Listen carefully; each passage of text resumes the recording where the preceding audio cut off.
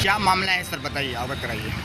देखिए, आज हम लोग धरना स्थल पे सिविल लाइन प्रयागराज में धरना स्थल पर एक जन आंदोलन करके एक अपनी आवाज़ पहुंचा रहे हैं। जैसे कि पत्रकार महोदय हो गए, अधिवक्ता हो गए।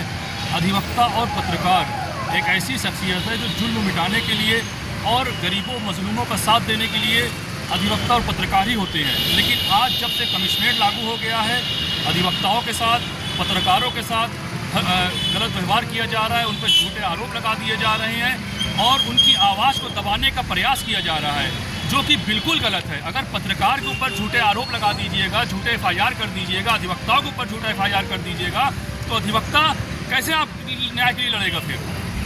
तो पत्रकारों की और अधिवक्ताओं की सुरक्षा सरकार को करना चाहिए।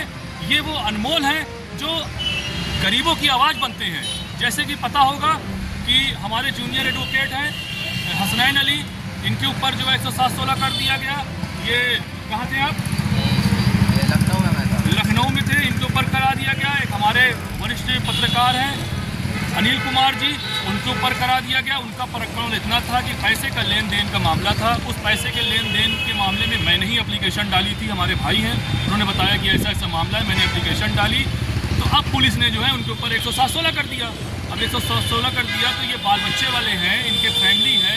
अब या तो ये जमानतदार ढूंढे, फिर वकील खर्चा उठाए।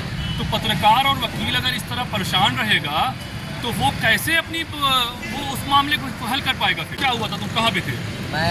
मुझे एक नोटिस आती है और उसमें ये लिखा होता है कि 5 मई को जो लाइट बुझाने का वक्त के अधिनियम के खिलाफ जो आंदोलन हुआ था, जिसमें लाइटें बुझाई गई थी, उसमें आपने समर्थन दिया।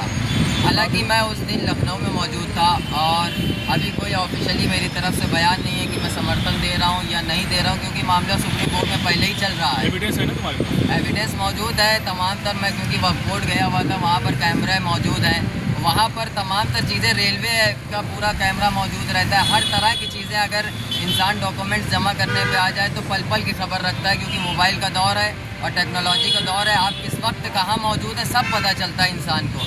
लेकिन इसके बावजूद दबाव बनाने के लिए, कुछ चीज़ों को दबाने के लिए परेशान किया जा रहा है। और उसके अलावा ज़बरदस्ती एक बार नहीं कई बार 107-16 मेरे ऊपर की जा चुकी है और इसी को आगे ले चल के ये बड़ा मुद्दा बना देंगे और मुझे एक क्रिमिनल घोषित कर देंगे। जब मैं अपने अधिकार के लिए लड़ना चाह रहा हूँ, मैं अपने अधिकार के लिए नहीं लड़ पा रहा हूँ, तो दूसरे के लिए कैसे लड़ा जाएगा? सही बात है। पर्चे?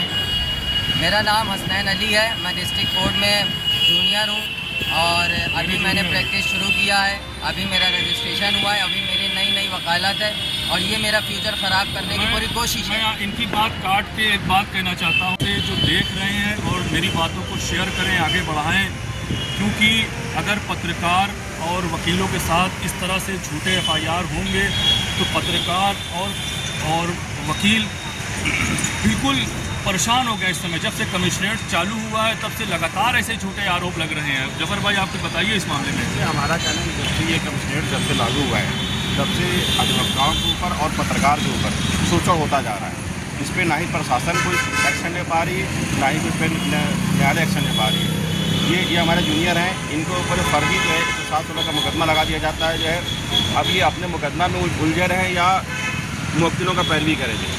सही बात है। तो इसमें ये जो इस टाइम का जो माहौल चल रहा है, ये बहुत ही गलत व्यवहार हो रहा है। जो है इसमें जो है कानूनी कार्रवाई होना चाहिए और सख्त से सख्त कार्रवाई करना चाहिए। आप मीडिया के माध्यम से केंद्र सरकार और उत्तर प्रदेश सरकार को क्या संदेश देना चाहिए? इसमें हम लोग संदेश ये देना चाहेंगे कि इस पर जो है सख्त से सख्त जो है कानूनी कार्रवाई हो और सबका भ्रष्ट ऑफिसरों के ऊपर कार्रवाई होनी चाहिए, जो बिना विवेचना के, बिना जांच पड़ताले, जैसे अभी जूनियर ने कहा कि वो लखनऊ में थे, जब लखनऊ में थे तो बिना विवेचना कैसे आपने कर दिया 107-16? आपको जांच करना चाहिए ना उसमें कि वो थे कि नहीं थे, कि आपको मुखबिर की सूचना मिली, आपने लिख दिया। अब ऐसे ही अनिल कुमार जी के साथ हुआ है। मैं चाहूँगा वो भी हमारे साथ आके 2 शब्द बोले, अपनी बात रखें। देखिए, जैसे मैंने आपको अवगत कराया था कि ना पत्रकार सुरक्षित हैं, ना वकील सुरक्षित हैं। ऐसे ही हमारे जर्नलिस्ट हैं, काफ़ी जन आंदोलनों और तमाम सामाजिक मुद्दों को उठाते हैं। अब इनके ऊपर भी 107-16 कर दिया गया, जो कि अभी बताया मैंने कि अभी हमारे जूनियर के ऊपर कर दिया गया, अब इनके ऊपर भी कर दिया गया। ये बेचारे बाल बच्चे वाले हैं, अब ये कोर्ट कचहरी का चक्कर काटें, 107-16 कर दिया। ये तो लापरवाही है ना पुलिस की। अनिल भाई बताइए आप अपनी बात। मेरे साथ हुआ ये कि मेरा चेक बाउंस हुआ था। चेक बाउंस होने पे मैंने सूचना अपने एग्रीकल्चर चौकी पे दी। उसके बाद में सुनवाई नहीं हुई, मैंने पोर्टल पे शिकायत दर्ज की। दर्ज करने के बाद यहाँ पे आँखिया रिपोर्ट मांगी गई। आँखिया रिपोर्ट में इन्होंने सीधा 107-16 लगा के भेज दिया गया, जो कि चेक बाउंसिंग का मामला था। आपको सूचना पे रिपोर्ट लगानी थी, मेरे ऊपर ज़बरदस्ती 107-16 क्यों कर दिया गया? अब मेरा जो खर्चा लगा वो आप किससे मांगूंगा? अपने बच्चों को कहाँ से पेड़ काट के दूंगा किसी को? पुलिस डिपार्टमेंट के अपर अधिकारी माननीय डीजीपी महोदय को आप क्या संदेश देना चाहते हैं मीडिया के माध्यम यही से? देना चाहूँगा, चाहे चौकी हो, थाना हो, अगर विवेचना करने के लिए अगर किसी के पास आँखें आई है तो आप सही तरीके से विवेचना करिए और उसको सही दिशा में ले जाके रिपोर्ट लगाइए। आप 107-16 कर देते हैं, दोनों पक्ष की रिपोर्ट लगा के दिखा देते हैं कि हमने इस पर जो है आँखें लगा दी। ये गलत तरीका है।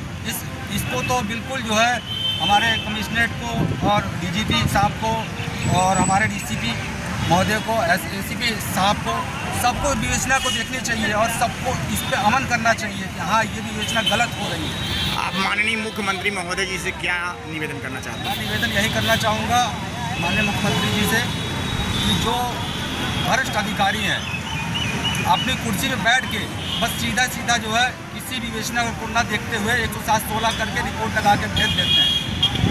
सही तरीका तो यह है कि उनको गांव में जाके या उस मुद्दे को देखना चाहिए कि जिस पर विवाद हुआ है, उस दोनों पहलू को रखते हुए उसके बाद उस विवेचना को लगानी चाहिए। ये गलत तरीका है 107-16 वाला, ये आसान तरीका बन गया है। आपका क्या नाम है? मेरा नाम अनिल कुमार, मैं पत्रकार हूँ।